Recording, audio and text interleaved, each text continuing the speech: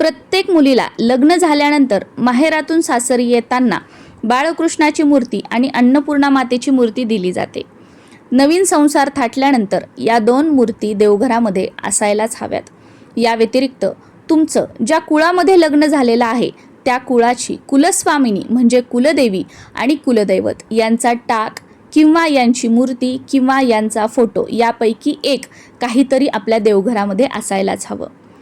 तुमची कुलदेवी आणि कुलदैवत यांच्या टाकाशिवाय किंवा मूर्तीशिवाय किंवा फोटोशिवाय तुमचं देवघर अपूर्ण आहे। कुलदेवी म्हणजे स्त्री देवता आणि कुलदैवत म्हणजे पुरुष देवता। कुलदेवी आणि कुलदैवत यांच्या आशीर्वादामुळेच आज तुमचं कुळ आहे, तुमचं कुटुंब आहे आणि इथून पुढेही राहणार आहे। तुमच्या कुळाची कुलदेवी आणि कुलदैवत यांचा वर्षानुवर्ष पिढ्यानपिढ्या तुमच्या कुळामध्ये मान सन्मान केला गेलेला आहे। वर्षानुवर्ष कुळाचार कुळधर्म त्यांच्या नावे केला जातो। मग अशा तुमच्या कुलदेवी म्हणजे तुमच्या आई स्वरूप कुलदेवीला आणि तुमचे कुलदैवत म्हणजे तुमच्या वडील स्वरूप कुलदैवतांना तुमच्या देवघरामध्ये स्थान असायलाच हवं। या उलट आजकाल असं बघायला मिळतं की देवघरामध्ये सगळ्या काही वस्तू आहेत, सगळे यंत्र आहेत, सगळ्या देवी देवतांचे फोटो आहेत, मूर्ती आहेत, पण कुलदेवीचा टाकही नाहीये आणि कुलदैवताचाही टाक नाहीये। मग तुमच्या देवघरामध्ये तुमच्या घरामध्ये सगळं काही आहे पण तुमच्या आईवडिलांना स्थान नसेल, तुम्ही त्यांचा मान सन्मानच देत नसाल तर तुमच्याही इच्छा तुमच्या मनोकामना कितीही पूजापाठ करा, कितीही सेवा करा पूर्ण होणार नाहीत।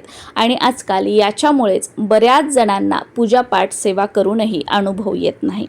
त्यामुळे तुमच्या देवघरामध्ये कुलदेवीचा टाक किंवा मूर्ती नसेल तर आजच ती आणा आणि त्याची स्थापना करा। याचप्रमाणे कुलदैवताची सुद्धा बेसिक या देवी देवतांच्या मूर्ती किंवा फोटो तुमच्या देवघरामध्ये असतील तर बाकी काहीही असण्याची गरज नाही। किंवा हे ठेवल्यानंतर इतर देवी देवतांच्या मूर्ती फोटो तुम्हाला जे काही ठेवायचं असेल यंत्र ते तुम्ही ठेवू शकता, पण गणपतीची मूर्ती, बाळकृष्ण, अन्नपूर्णा मातेची मूर्ती, तुमची कुलदेवी, कुलदैवत आणि याचबरोबर तुमचे गुरु या 6 देवी देवतांशिवाय तुमचं देवघर अपूर्ण आहे।